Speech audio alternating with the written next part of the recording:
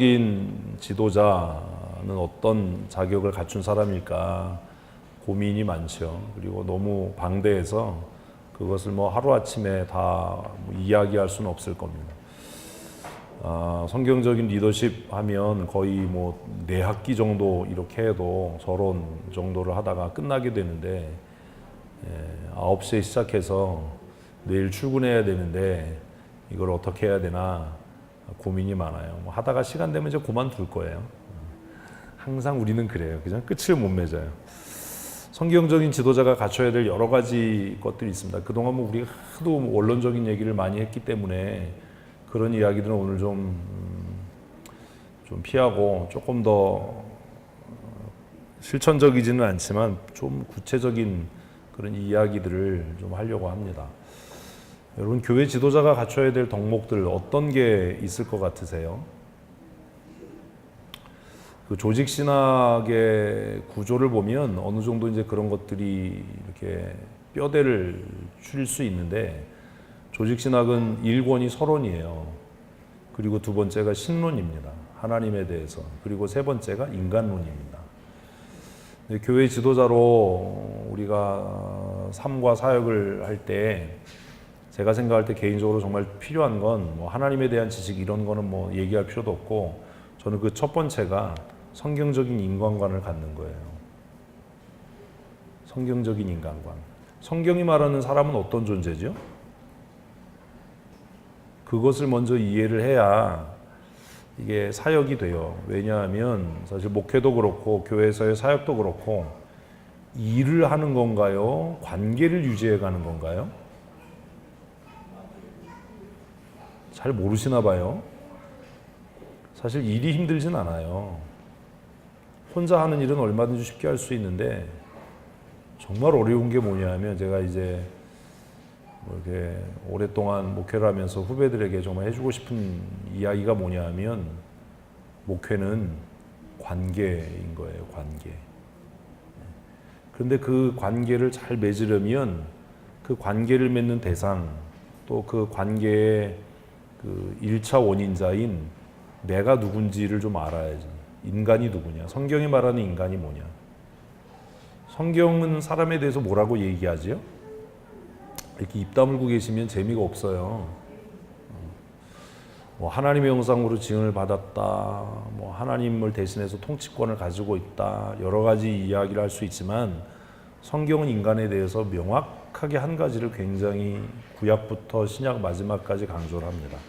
로마서 3장 10절부터 12절까지 말씀인데요. 우리 한번 같이 읽어보십시다. 기록된 바 의인은 없나니 하나도 없으며 깨닫는 자도 없고 하나님을 찾는 자도 없고 다 치우쳐 함께 무익하게 되고 선을 행하는 자는 없나니 하나도 없도다. 성경이 말하는 인간은 어떤 존재지요? 이게 이렇게 이 로마서 3장의 이 말씀도 간단하게 정리할 수 있는 이야기는 아니에요. 로마서 3장 10절부터 지금 12절까지 말씀을 보면, 로마서는 이제 바울 사도의 이게 조직 신학이잖아요. 바울 사도의 신학인데, 바울 사도가 이야기하는 인간, 성경이 이해하는 인간은 첫 번째 뭐라고요? 한 사람도 의인이 없다는 거예요. 한번 따라합시다. 나는 의인이 아닙니다. 이 얘기가 뭐냐면 내 생각이 기준이 아니라는 거예요. 교회에서 화평을 깨는 사람들, 특별히 문제를 계속 일으키는 사람들의 문제가 뭐냐면, 누가 표준이에요? 자기 자신이 표준이에요. 항상 자기 자신. 그래서 자기하고 마음에 안 들면 그게 다르다가 아니라 틀리다라고 얘기를 해버려요. 그래서 늘 그런 사람들은 뭐라고 해요? 너나 잘해, 뭐 이런 소리 합니다. 그걸 자기에게 적용을 해야 되는데, 자기는 다 옳고 자기는 다 완전하다라고 생각하니까 그걸 남에게 자꾸 이렇게 전가를 하고 다른 사람에게 적용을 하려고 하는 겁니다. 그래서 우리가 사역자로, 지도자로 교회에서 사역을 할 때 먼저 생각해야 될 건, 나도 의인이 아니고, 한번 하십시다. 나도 의인이 아니고 그도 의인이 아니다. 다시 한번요. 나도 완전하지 않고 그도 완전하지 않다. 이런 부분에 대한 고민이 있어야죠. 그 얘기는 나도 뭐 할 수 있고요. 틀릴 수 있고요. 그 사람도 틀릴 수 있어요. 나도 틀릴 수 있고 그 사람도 틀릴 수 있어요. 우린 그렇게 생각 안 해요. 그래서 늘 다퉈요. 의견이 일치가 안 돼요. 꼭 성경 공부해도 깽판 치는 사람이 어떤 사람이냐면 자기가 결론 내려고 그래요. 누구한테 결론 내라고 뭐 시킨 적도 없고 여러분에게 뭐 결론을 도출해라 이렇게 한 적도 없어요. 원론적인 얘기 뭐 이런 거 할 필요도 없어요. 우리가 같이 모여서 이렇게 성경 공부를 하는 거는 진장들이 그런 실수를 하고 교사들이 그런 실수를 자꾸 하는데 내가 무슨 결론을 내야 돼, 내가 해결을 해야 돼 이렇게 생각하는데 그런 거 없어요. 그냥 뭐 하는 것 뿐이에요? 자기 의견을 진술하는 것 뿐이에요. 그럼 굉장히 상대적인 것 같잖아요. 응? 그런데 우리가 이미 그것에 대해서 이렇게 어느 정도 옳고 그름에 대한 다 얘기는 안 해도 각자가 갖고 있는 성경적인 기초가 있을까요? 없을까요? 있어요. 근데 마치 성경 공부하고 뭐 하면 토론하고 이러면 자기가 답인 것처럼 자기가 결론을 내려고 그러고 어떤 사람들은 자기가 생각한 걸 끝까지 밀고 나가서 관철시키려고 그런 사람이 있어요. 자기가 의인이냐고요. 그래서 로마서에서 바울이 이야기하는 인간관 첫 번째는 나도 완전하지 않고 너도 완전하지 않고 나도 답이 아니고 너도 답이 아니다.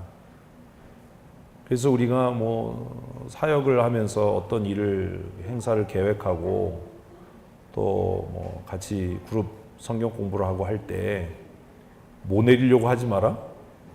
결론 내리려고 하지 마라. 결론 내리려고 하지 마라. 그럴 수도 있겠다. 그렇게 생각할 수 있겠네. 이런 거죠. 뭐 토론을 뭐 열띠게 하더라도 뭐 너나 잘해 이런 태도는 정말 나쁜 거예요. 너나 잘해가 아니라 내가 잘해야 되겠네. 이래야 되는 거죠. 한번 해볼까요? 내가 잘해야 되겠네요. 너나 잘해가 아니라 내가 잘해야 되겠네. 내가 열심히 일을 해야 되겠네요. 이래야죠. 그래서 바울 사도가 이해하는 인간관 첫 번째는 의인이 없어요. 근데 얼마나 없어요? 하나도 없으니까 우리 다 의인이 아니에요. 그러니까 누구 보고도 낙심하지 마세요. 원래 그런 사람이에요. 원래 그래요, 그냥. 두 번째는 또 뭐예요? 깨닫는 자가 없어요. 뭘 깨달아요? 자기가 죄인이라는 걸 깨닫는 자도 없어요. 자연적으로. 또 하나님에 대해서 깨닫는 자도 없어요. 그래서 이 깨닫는 자도 없고가 자기의 죄를 깨닫는 자, 하나님에 대해 깨닫는 자 이렇게 해석할 수 있는데 뒤에 보니까 하나님을 찾는 자도 없고 라고 돼 있으니까 앞에 있는 깨닫는 자는 뭐에 대한 거예요? 자기 자신에 대해서 깨닫는 자도 없고 그리고 또 하나님을 찾는 자도 없어요. 다 무익하게 됐어요. 그래서 선을 행하는 자가 하나도 없어요. 그래서 우리는 이것을 전적 무능이라고 이야기합니다. 성경이 말하는 인간관. 인간은 한번 하십시다. 인간은 구원에 있어서 선행에 있어서 전적으로 무능하다. 다시 한번요. 나는 선행에 있어서 구원에 있어서 전적으로 무능하다. 이걸 잊지 말아야 돼.